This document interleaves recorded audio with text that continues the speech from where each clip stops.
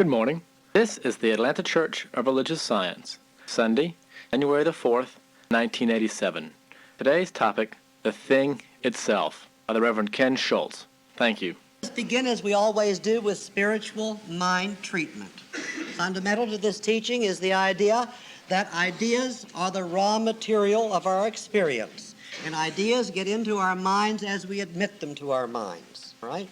When we do spiritual mind treatment, what we are doing, we are taking some time to be very discerning and definite about the ideas that we are admitting to mind.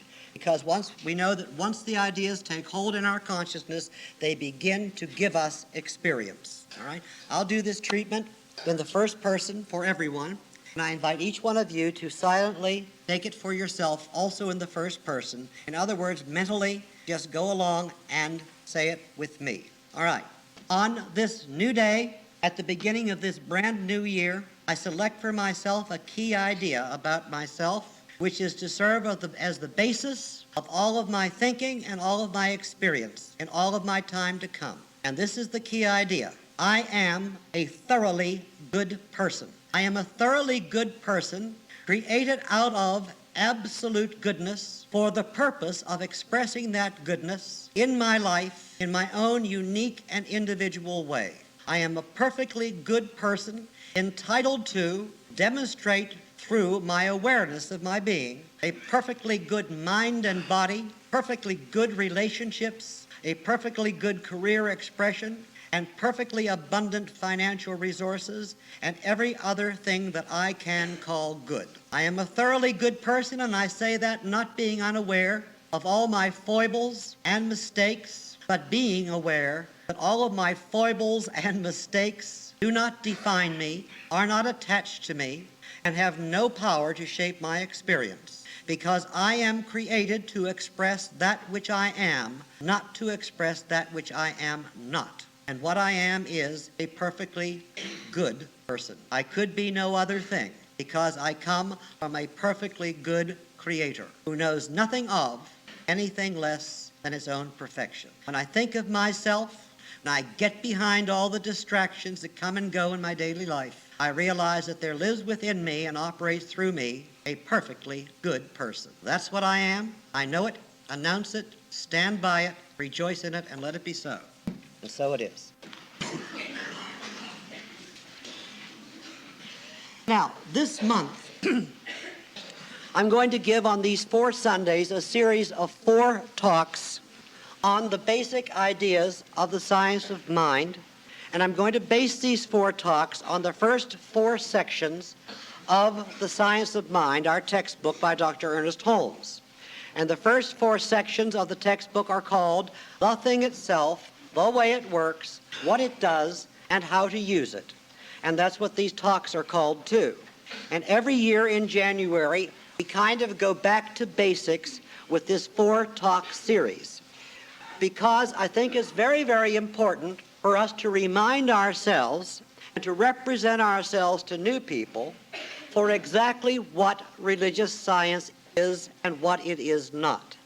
It is very important for us to keep aware of the fact that religious science is not some sort of watered down or liberated Christian theology.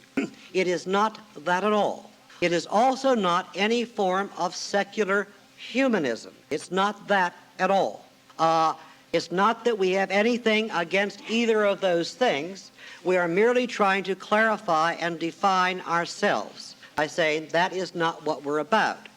Now, it's very important that we know what we're about and clearly announce it, because every person in this world is entitled to pursue what they want to pursue without being bamboozled, you see. And when they come into a place like religious science, they should know what they are exposing themselves to and what is being taught here. And an awful lot of people are searching and coming in and out of here, and some of them need to stay here and others need to go. And we'd like to make it clear as early as possible the difference between those people, right? Now, people often say, oh, I've been coming there and I love it, but I just don't hear the old familiar things I've always heard in the church of my upbringing. No, you won't. And there's no reason to expect that any more than you would walk into a synagogue or a mosque or a Quakers Friends meeting and expect to hear that. Because religious science is nothing from the past. It is something that stands on its own. It is a unique and specific kind of thing. And that's the reason we continually go back to basics to explain our view of God, our concept of God, of mankind, of life, and of how to put it all together, because that's the essence of the science of mind. Today I begin this four-talk series with a talk entitled The Thing Itself, which really is how we conceive the nature of the infinite, how we conceive the nature of God. Now, first of all, you and I are spontaneously generated beings. What I mean by that is that we had absolutely nothing to do with getting ourselves onto this planet in the first place, and we really don't have to do much of anything to stay here for a while, at least, beyond following our pre-programmed instinct for survival. We all have that. That comes with the body. It comes with the territory. Now, we arrived on this plane of action with bodies automatically equipped to breathe, to ingest, to digest, to assimilate, to eliminate, to grow, all by themselves. They knew how to do that. We didn't have to go to school for that. And we also came equipped with minds that instinctively know how to learn to get food, to find shelter, to protect ourselves, God knows, to reproduce ourselves, to look after our young. In other words, we come already fundamentally equipped to do whatever it takes to eke out a basic existence on this planet for a while. And of course, if that's all we wanted out of life, we would have it made from the very beginning. See, we could meet our needs without looking too far beyond our noses. Now, there is and always has been a very, very large section of humanity that doesn't seem to want much more than that. It doesn't ever seem to look too far beyond its nose. I'm talking about people who spend their entire lives working very, very hard and settling for simple survival. I'm talking about people who spend their lives getting up in the morning, going to work, coming home with the money to pay the bills, getting some sleep, so that they can get up in the morning, go to work, come home with the money to pay the bills, get some sleep, so that they can up in the morning. Oh, now they do other things. They watch television. And they visit their relatives and things like that.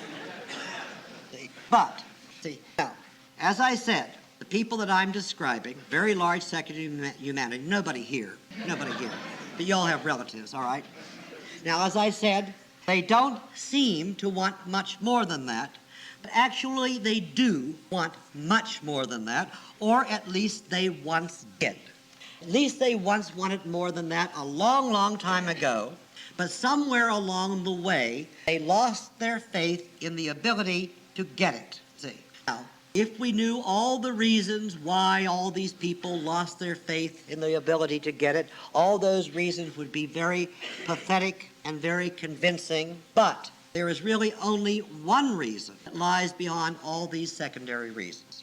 Somewhere along the way, they lost their faith in their ability to get it because somewhere along the way, they failed to understand the truth about God. Somewhere along the way, they failed to understand the truth about God.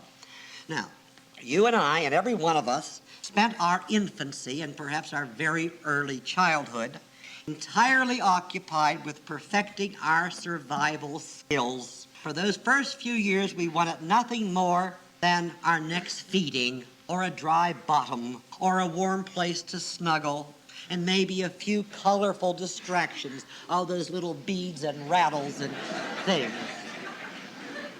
When we get older, we don't satisfy them. We want something else, like Saturday afternoon football or something like that. See? And that's all we wanted. And we screamed our lungs out until we got them. And we always got them. And when we got them, all was sweetness and light again, coochie coo for a while. In other words, in that very beginning period of our lives, we wanted only basic comfort and security, i.e. survival, right? That's all we wanted because we didn't know there was anything else. We didn't know life had a greater possibility. We didn't know about God. Now, but as we grew, and as we became more adept at simple survival, and our mind was free to kind of wander and contemplate other things, something happened to us. We found ourselves suddenly wanting more, much more, not knowing exactly what it was, but intuitively sensing that there was something more for us to know, more for us to feel, more for us to be, and that it was something good. Now, this is a great awakening. It takes place in the life of every human being. It is a great awakening. It is the awakening to a thing called desire. Desire. Now, desire is more than an emotion. A lot of people go to their grave not knowing that. Desire is more than an emotion. Desire is also an idea. It's an idea. Desire is more than simply wanting more. It is also intuitively knowing that there is something more and that it is somehow obtainable. And desire is entirely good and natural. It is nature's way, or God's way if you choose, or the Creator's way if you choose, of expanding its creativity. That means you and me. That means you and me. Okay.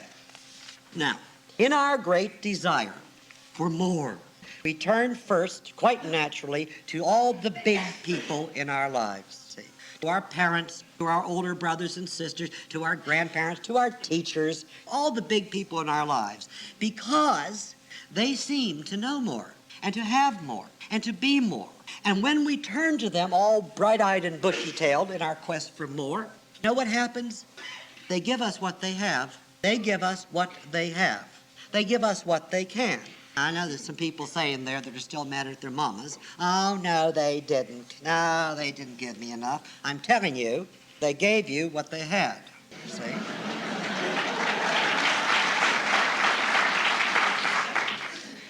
Say, well, mine didn't have much. Well, tough luck. They gave you what they had.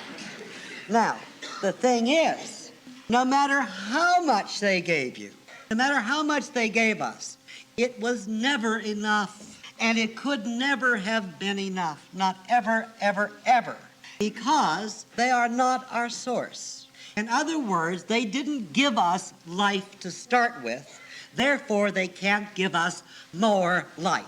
So, oh no, my parents gave me life. They told me so all the time. They did not give you life. They were the instruments through which life gave itself to you. And darn lucky to have the opportunity, right? They did not give you life. They were the instruments through which life gave itself to you. All right, we turn to the big people in our life, all bright-eyed and bushy-tailed, in our great desire for more, and they gave us what they had. But it wasn't enough to put an end to our desiring, right? And at some point, some way or another, we found out about God. Oh, God will help you. God can do anything. God this and God that. And we became very enthusiastic. Children, do you know? Children are very, very enthusiastic when they first learn about God. It's disgusting sometimes. Anyhow, so we find out about God. And we turn to God as directed, only to learn that God is not so easy to deal with. For one thing, God doesn't quite approve of us and may not even like us very much, because God knows all the naughty things you've done, even the ones you thought you got away with. And not only all the naughty things you've done, but all the naughty things you thought. Oh, somebody knows that, huh? So, why should God be so interested in fulfilling your desires when there are millions and millions of other good little girls and boys in the world, then they have desires too? Well, But then we hear about forgiveness and we say, oh, isn't God forgiving? Oh, yes, God is forgiving. But it takes a long, long time. And you have to work very hard to get it. All right, I'm young, I'm full of energy. I'll work hard to get it. What shall I do? What shall I do?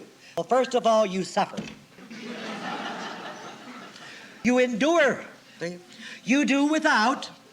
And in the meantime, you never, never, never do or think anything naughty again. Oh.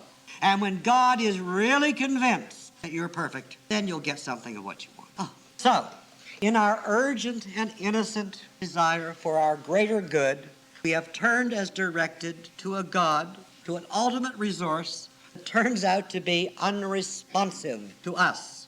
And from this experience, we begin to develop 3 deadly attitudes about ourselves that slowly and silently smother both our desire for our greater good and our love of God. Because you see, they're one and the same thing, actually. Slowly and silently smothers both our hope, our desire for something good, and our love of God. And these are the 3 ideas, attitudes. We begin to believe that we are somehow crippled by our past. We begin to be fearful for the future, and taken together, these things give us a sense of impotency in the present. Crippled by the past, fearful of the future, and impotent in the present. Not a darn thing to do about it. It makes any sense. Now, our great and glorious desire for a greater life loses all its joy, loses all its hope, and soon becomes a burden, an indictment. And in time, we find that the only relief from this pressing need to have more, see, the only relief is to abandon it, or to abandon God. And what actually happens is we abandon both, because we have to. Because you see, as I said before, they are one. See, the desire for our greater good, the desire for more, and the possibility of getting more are one and the same thing. Now, nobody knows that we've done that. We don't even know that we've done that sometime. For the sake of appearances, we continue to claim all life long that we're really hoping for something better.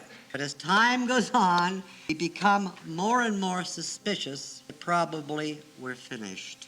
And that's when we start to get sick and tired and old and mean, and who wouldn't? And for the sake of appearances, of course, we still profess, believe in God. Stop any person on the street, say, do you believe in God? Say, oh, yes, I believe in God. Nobody will tell you. Nobody will tell you. They don't even know. We profess to believe in God. We may even go to church regularly. We may even become pillars of the church. We may even become clergy. A lot of them are around that believe less in what they're saying than who they're saying it to, you see. Or we may not. We may not. But if we don't go to church, we have a darn good reason for not going. We always have to have a good reason for not going, usually because it's somebody else's fault. I've told you the story before about the man who walks up to the preacher at the social event and says, I don't come to church anymore because there's too many hypocrites there. And the preacher says, well, don't let that stop you. There's always room for one more.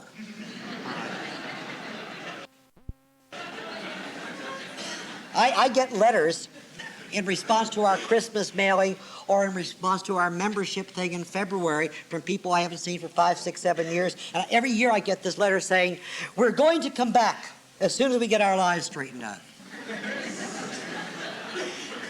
I'm amazed, but I'm not disappointed because they usually include a check, you see. It's guilt money. But I take it to the bank and we put it in our account and we spend it on all you nice people who come here. So you get your coffee out of that. All right. All right. Now, Ernest Holmes, the founder of this wonderful teaching of ours, like all great and innovative spiritual thinkers, found that he could not accept this kind of life for himself and that he could not accept this kind of God. He could also not accept any form of religion that justified either. Right? In other words, he was appalled by the way he saw most people seemingly destined to spend their lives. He didn't want to do it himself, and he could not believe he had to.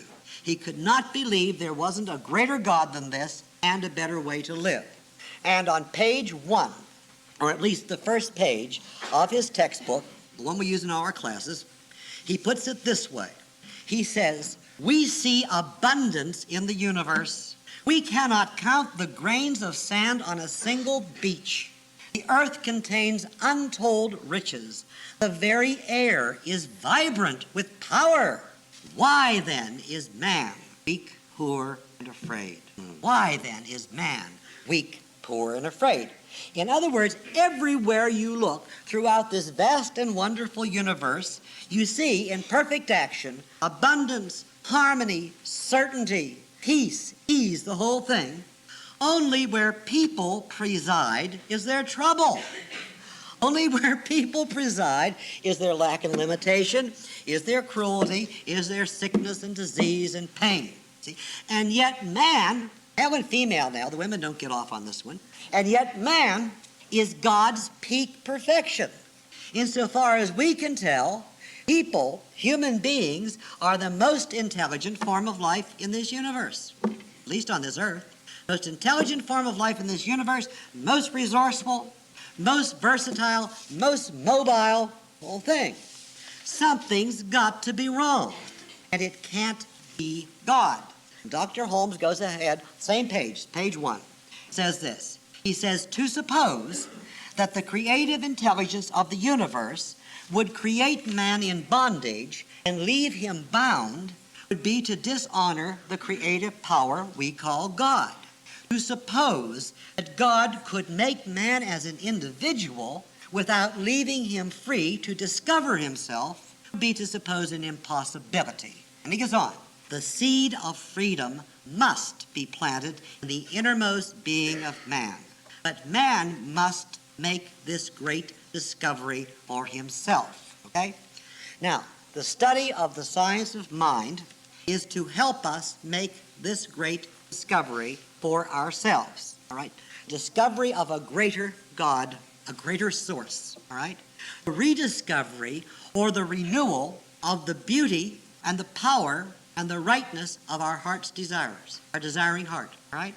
And the discovery of a way to fulfill both our desires for our greater good and God's obvious intention for us, which has to be growth and healing and prospering and expansion, which has to be a healthy, beautiful, flourishing mind, emotions, and bodies, good relationships, successful career efforts, freedom in finances, and anything that you and I call good.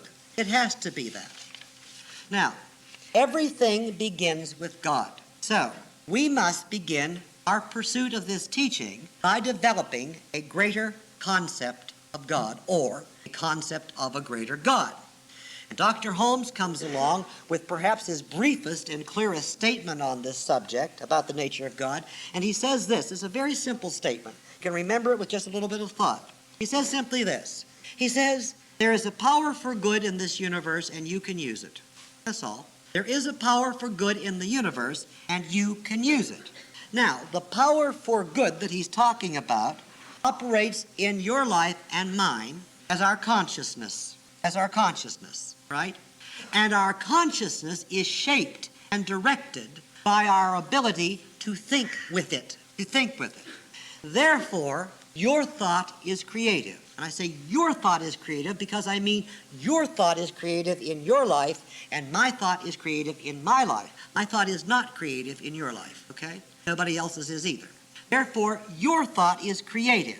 What we think about and the way we think about it gives rise to what goes on in our bodies, to how we learn, to how we act, to how we react, and to how the world around us responds to us. Right? I'll say it again.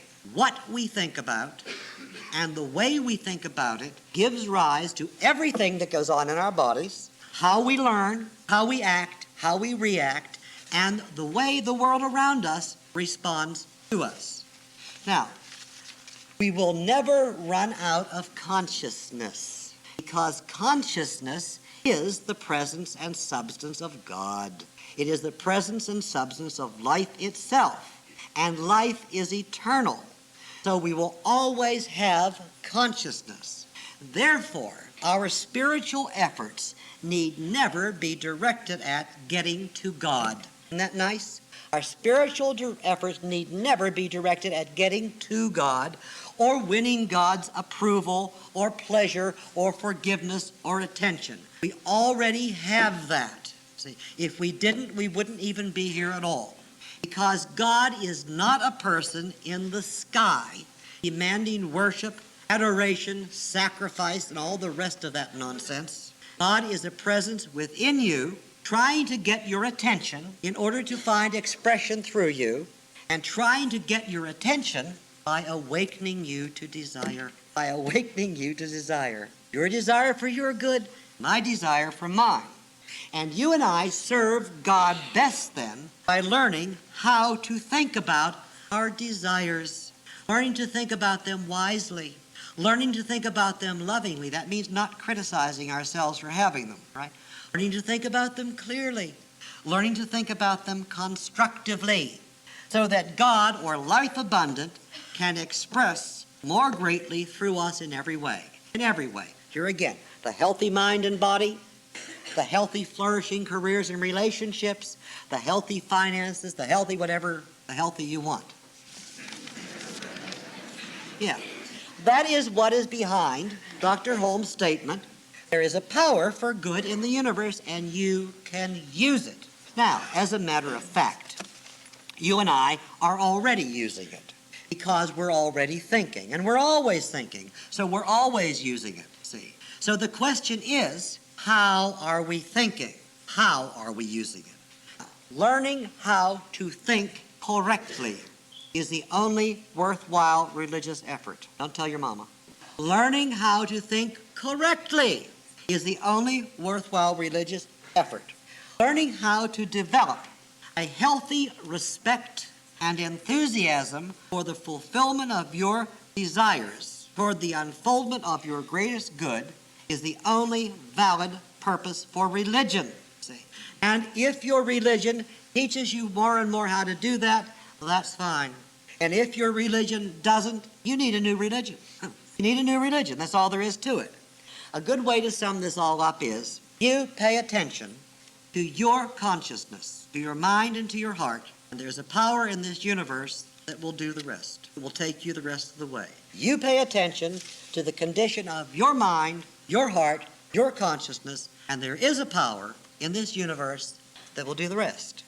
Now, most people who seek out this teaching, and most people do seek this teaching out, you know, only a few are dragged in by the scruff of the neck. Most people who seek out this teaching somehow have arrived back at a point where they see a spark of hope, just a little spark sometimes, and they realize that maybe they can, after all, fulfill their great desires. So most people who come here really wanting to demonstrate a greater good. And they're full of enthusiasm, and they say they are ready to do anything in order to have a better life. I want to learn all about it. It's wonderful. I'm always happy to hear that. Compliance makes me happy. All right. No, but they really say this. But very, very often, these very enthusiastic, well-meaning people stumble over the first step of the necessary learning process. And sometimes they never get up and make it to the second step. All right? The first step of this learning process is developing a brand new concept of a greater God. A concept of God as something greater than what we have been programmed to think of God as being. See, if you and I are going to get anywhere at all with this teaching, we must do whatever it takes to dissolve our image of God as, first of all, a man. That's right, a man, a king, a father, a person or personality of any kind. Because any kind of person can say no, all right? And we need the concept of a power that never says no. Never could, never would, and never could want to, right? We somehow have to bring our thinking away from God as a man or a person or personality of any kind. We also have to bring our our minds away from the idea of God being up there, or out there, or over here, or in this, or in that, you see. And also, get the idea out of our head that it is the nature of God to hold grudges, to make judgments, to favor this over that, or these over those, or as being in any way offended by your tacky little sins, or in any way mollified by your misery over them, your penance. We need to get away from the concept of a God that requires or favors any particular rites or ceremonies or poses or sacraments or any other occult performances of that nature, or as needing to come to us exclusively through certain teachers, certain saviors, or certain scriptures. Now, that's a big order, but that's just the first step. That's what needs to be done. Now, this is a big order, but it really can be done. It is largely a matter of conscious and deliberate reprogramming of the way we think, the way we talk, and the way we relate to the idea of God. Now, there are certain things that are very helpful in helping us do this. First of all, we need to stop calling God Him, H-I-M. Whether we're singing a song about God, reciting a prayer about God, or just thinking about God. We have to stop calling God Him or Lord, because He is not a medieval magistrate, or Father, or anything else. And we have to resist the temptation to fall on our knees when we pray as if we were pleading our case before the throne of some despot, see? And we really need to stop looking up at the ceiling every time we want to appear holy. We're really looking at the sky, you see, but the ceiling's in the way. You know why? Because there's nothing up there that isn't in here. There's nothing up there that isn't in here. And then we have to stop approaching life like spiritual beggars with hat in hand, trying to plead, bargain, and beg for our good, because your good is already at hand. I think that's what Jesus meant when He said the kingdom of heaven is at hand. Your good is at hand. If it's not at hand, there's no way you're ever going to grasp it. See, it's at hand. Now, people will say, oh, yes, I know what you mean, and I can see the sense in that, but you must realize I come from a very traditional background, and I feel so much more comfortable when I think of the infinite to really conjure up this image and blah, blah, blah, blah, blah, and say, oh, Heavenly Father, this, that, and the other. I just feel, I agree with you, Ken, but I feel so much more comfortable. Well, of course you feel more comfortable. Habits are always more comfortable than innovations. Habits are always more comfortable than innovations, even bad habits. Yeah. Habits are always more comfortable than innovations. That's why new shoes pinch. But unless you want to get your feet worn down to your knees, you do have to put them on sometimes. All right? Yeah. So, oh, but I feel more comfortable. All right, so you feel more comfortable. All right? But the question is, do you want to feel comfortable? Or do you want to be successful, all right? If you want to feel comfortable, there are many absolutely marvelous institutions all over this city that will help you feel really comfortable. They'll put you to sleep, as a matter of fact. Some of them, I understand, have padded kneelers, all right? Question is, do you want to feel comfortable or do you want to be successful? If you want to be successful, listen to what I'm telling you. You see? What I'm telling you, I'm saying, it's very simple. We cannot change our lives without changing our minds. And we cannot improve our relationship with God without changing our concept of God and then acting like we've really changed our concept. Right? We cannot change our lives without changing our minds, and we cannot change our relationship with God without changing our concept of God.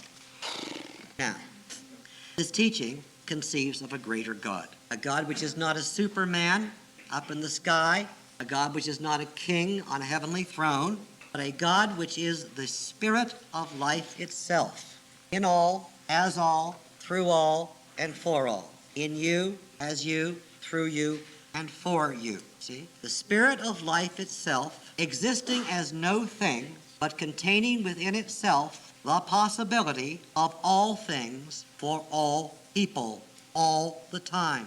Containing within itself the healing of all things, the prospering of all things, the enrichment of all things, the joy of all things. Our concept of God is God as the thing itself, all right? God is the thing itself, and you are the way it works. And that's the truth, and it's wonderful, and so it is.